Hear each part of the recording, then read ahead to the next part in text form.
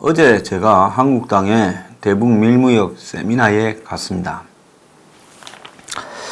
자, 세미나에 했던 말 중에 어떤 분들은 기대가 너무 높았는데 또 기대가 높다 보니까 세미나에 좀 실망했다. 세미나 전체에. 이런 이야기도 하고 또 저희들 중계 기술에 실망했다. 이런 말도 있었습니다. 그런데 제가 하나 그분한테 여쭤보겠습니다. 대한민국의 공개 석상에서 북한 밀무역, 석탄 수입과 그리고 달러 줬죠. 석탄 수입 대가로. 그리고 정제유 불법 환적의 배후에 국가와 정보기관이 있다라고 이야기하고 정보기관이 불법 환적한 배 선주에게 가서 쩔쩔맸다라고 하며 이걸 왜 한국당 의원들이 규명 못하느냐.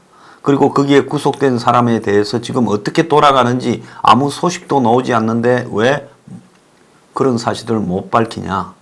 그리고 또 다른 업자들은 정부가 딜을 봐주는 것 아니냐. 자, 정부가 숱하게 이 사실들을 은폐하고 속이고 숨기고 있다. 결국 이 정권이 관계에 있다고 어떻게 말하지 않을 수 없느냐. 왜 한국당은 그 투쟁을 제대로 못하느냐. 그리고 정보기관장이라는 사람이 나와서 처음으로 1년 반 만에 이런 일들이 터진 이후에 기껏한 소리가 일본이 북한에 석탄 이런 걸 하는 배를 국정원이 알려줬는데 일본이 단속을 안 했다. 이런 말을 했습니다. 저거가 뭘 어떻게 이런 일에 연루되어 있거나 심지어 북한이 트럼프하고의 판을 깬다는 사실조차도 모르고 곧 실무회담이 재개될 거라고 그 순간에 그저께 국정원장이 국회에서 발언을 하고 있었습니다. 정보위에서요.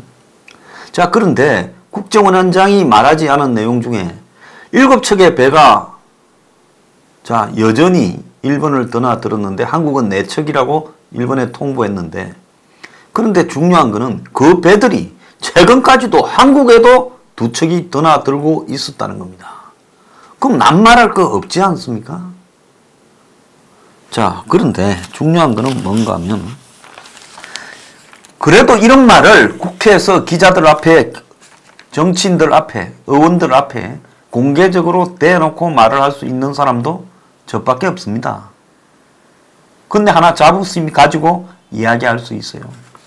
그러니까 나머지 문제는 그건 뭐 중요한 게 아니다라는 겁니다. 자, 그런데 여기서 하고 싶은 것은 어제 이 행사에 국회의원들이 처음에는 한 10대 명 왔다가 다 사라졌어요. 유기준 의원이 한국당에서 의총을 하고 있어서 거기 갔다. 그래서 내가 속으로 조금 미안한 마음도 들었습니다.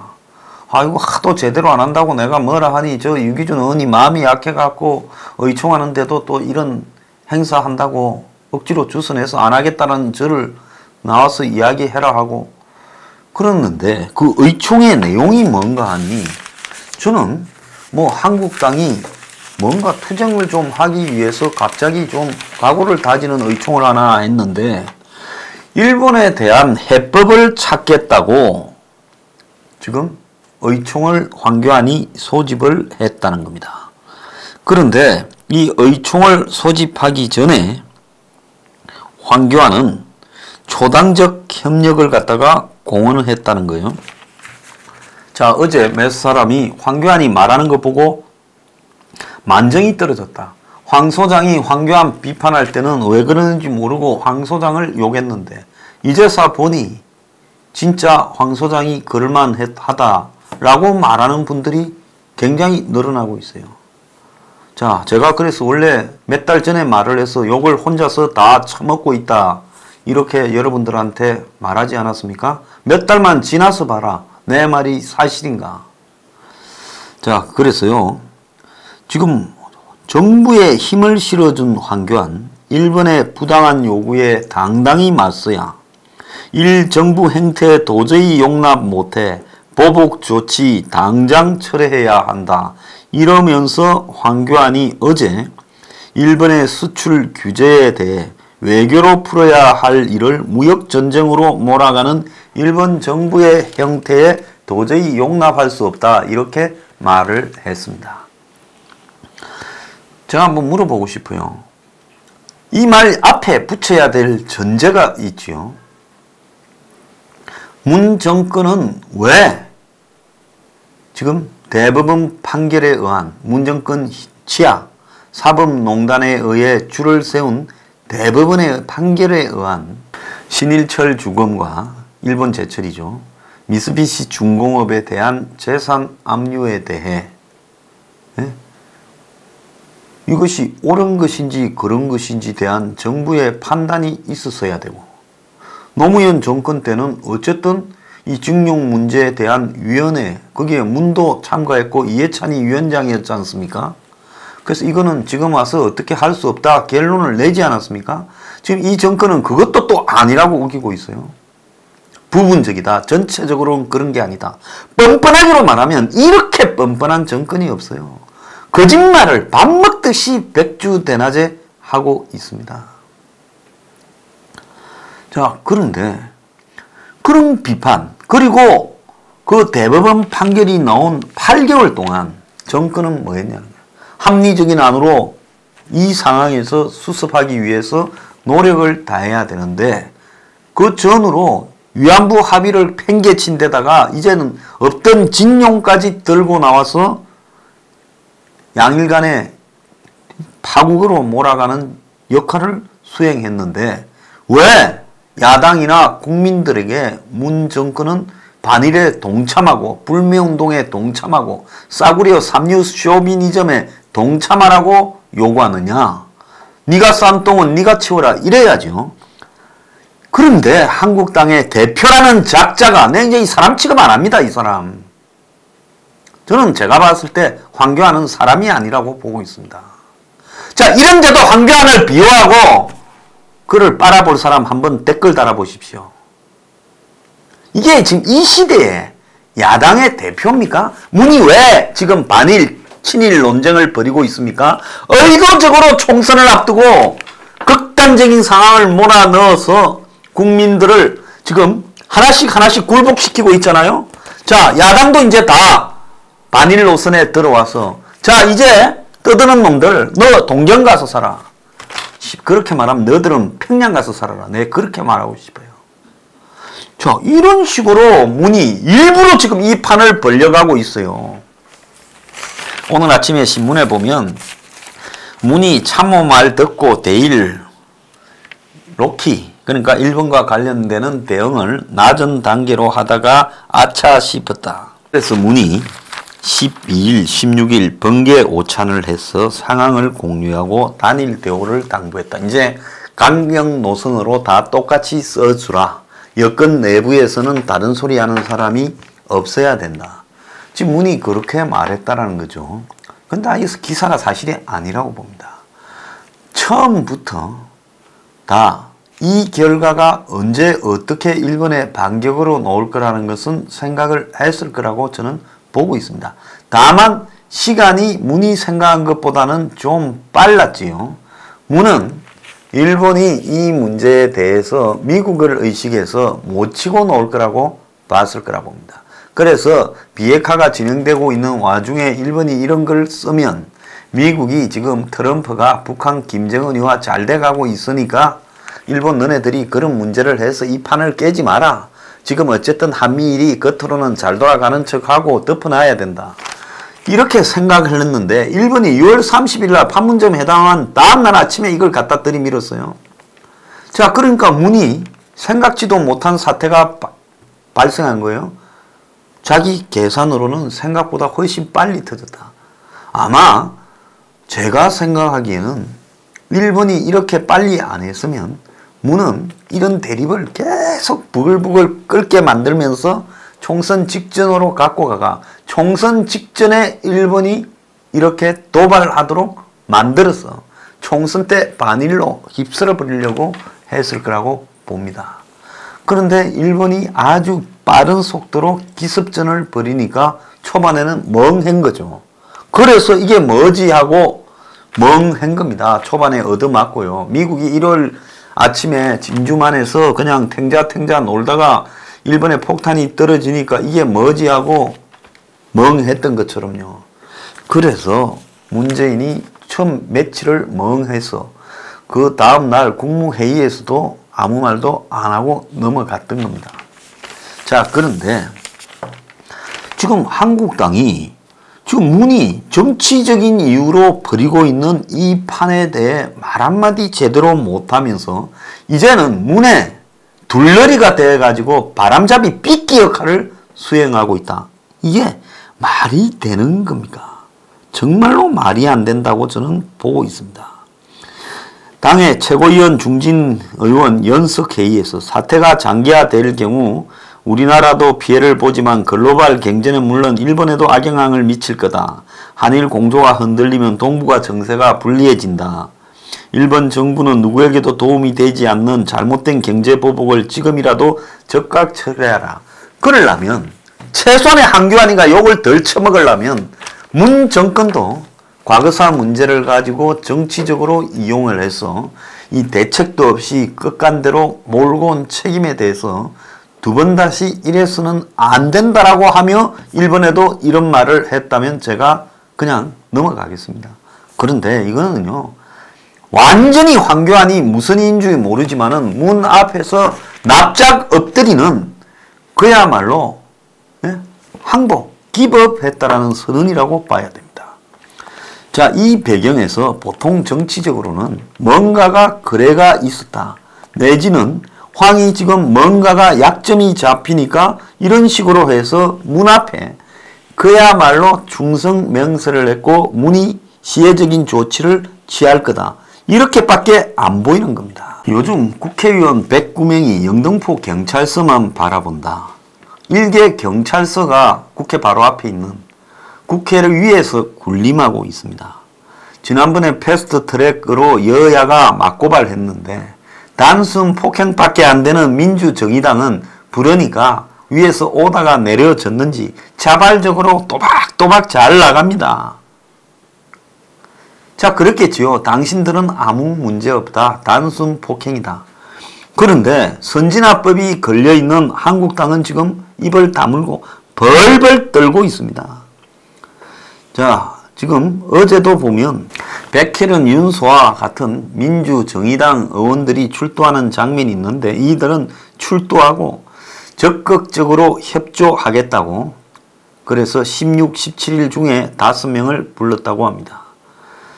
자, 지금 이 고발당한 의원들을 영등포 경찰서가 16일부터 부르기 시작했는데 현재까지 민주당의 4명, 한국당의 13명, 정의당의 1명 등 총 18명이 대상입니다.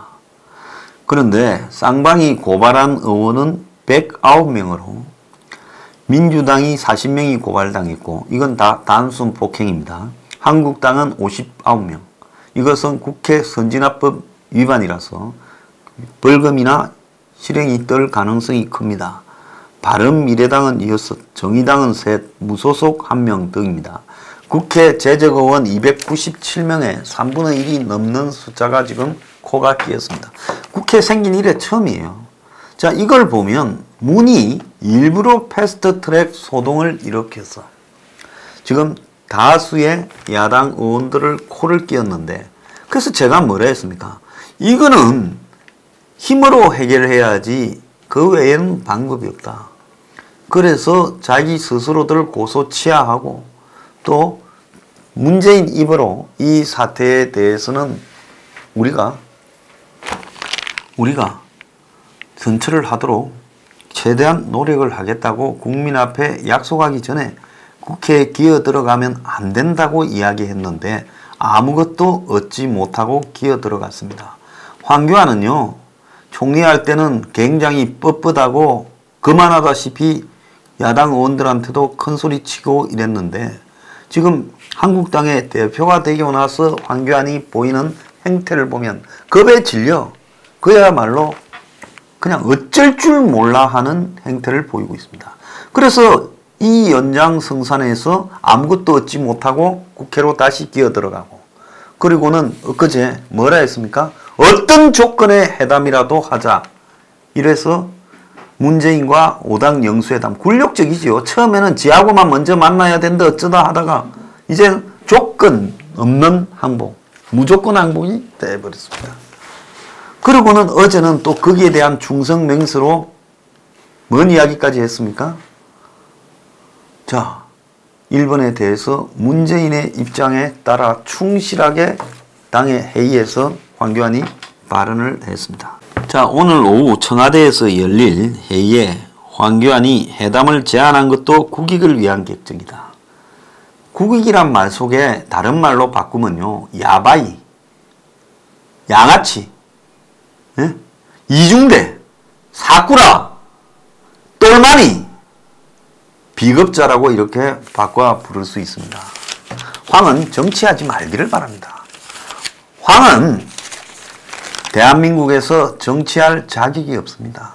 이 대한민국의 정치판은요, 그야말로 똥통에서 뒹굴어서 상대를 밟고 일어나야 되는 그런 부분입니다. 치욕도 각오하고요, 비난도 각오하고 용기와 헌신으로요, 상대방을 제압해야 되겠다라는 그런 각오 없이 대한민국 정치판에서 영광만을 찾고 꽃길만 걸을 그런 사람들이 뭐 하려고 정치하러 옵니까? 당신 아니라도 정치할 사람 수두룩해요. 황교안은 제2의 이완용이 되고 있어요. 보수 진영에. 자, 한국당 의총에 일본 토론회를 했답니다. 토론회 하면 그냥 토론회라고 하지. 의총 소집해놓고 일본에 대한 대책을 논의한다 하고는, 그래서 대다수의 의원들이 초청 발표자 특강을 듣는 수순에 거쳤다는 겁니다. 한 참석자는 갑론을박 끝에 당론을 정하는 그런 성격의 의총이 전혀 아니었다. 의견을 개진한 사람도 없었다. 11시부터 이제 신각수 전 주일대사, 정인교 인하대 국제통상학과 교수가 초청되어 강연을 했다는 겁니다. 이 시간에 저는 딴 방에서, 작은 방에, 어제 왜 갑자기 그 세미나를 조그만한 세미나실에서 하나 생각을 했어요? 가만히 보니 의총을 한다고 하니 거기에 사람이 별로 가서는 안 되고 의총에 다 와야 되니까 일부러 쪽방에서 세미나를 한 것 같습니다. 자, 그래서 주제 발표하는 사람 말을 듣고 한국당이 일본의 수출 규제에 대해 초당적 협력을 공언한 황교안의 최고위원 연석회의 발언 직후에 개최된 이 의총에서 어떻게 좀 결론을 도출할 건지 상당히 관심을 갖고 있었는데, 막상 산업통상부 장관을 지낸 윤상직 의원이 파워포인트를 가져와서, 자, 일본이 한국을 화이트리스트에서 제거할 것이 확실하기 때문에 대응을 해야 된다. 앞으로 대일 의존도가 높아 심각하다. 요 말만 듣고, 그 다음에 의원들은 사태 심각성을 공감했을 뿐 뾰족한 대안을 내놓은 사람들은 없었고, 그래서 의총을 지켜본 관계자들은 특강이 그야말로 의원들의 지금 외교 전문가 그냥 발언 경청 수준으로 전락했다, 이렇게 이야기하고, 처음에는 한 70명 모였지만 점심시간이 되니까 다 빠져나가기 시작했다 하고, 황교안이 내일 문재인과의 회동에서 정치 보복을 멈춰달라는 이야기를 해주기를 바란다고 어떤 의원은 주제와 동떨어진 건의까지도 했다는 거예요. 황교안이 문을 만나면 우리 좀 선처해 주길 바란다. 보스, 내일 진짜 오야봉을 만나러 가면 그래도 당신이 중간 보스니까 쫄병들 좀 갈구지 말아 달라고 이야기 좀 잘해주소. 이 당은요, 정말로 문 그릇 잠궈야 될 당입니다. 자, 그러면서 정부도 못 내는 해법을 야당이 어떻게 내겠느냐 이랬는데, 적어도 이들이 이런 대일 대책에 대한 토론을 하면, 자, 왜 대표가 최고위원 연석회의에서 그딴 발언을 했느냐, 문재인의 책임을 거론해야지 왜 우리가 둘러리 서주냐, 이것이 정권이 몰고 가는 일종의 프레임이다. 우리가 내년 총선까지 그러면 여기에 끌려갈 거냐, 반일에. 이런 이야기들이 나와야 될 건데 아무도 그런 말도 안 했다고 합니다. 자, 제가 이 황교안 꼬라지를 보니까 이건 답이 나왔습니다. 이 사람 지금 정치 오래 하면 안 됩니다.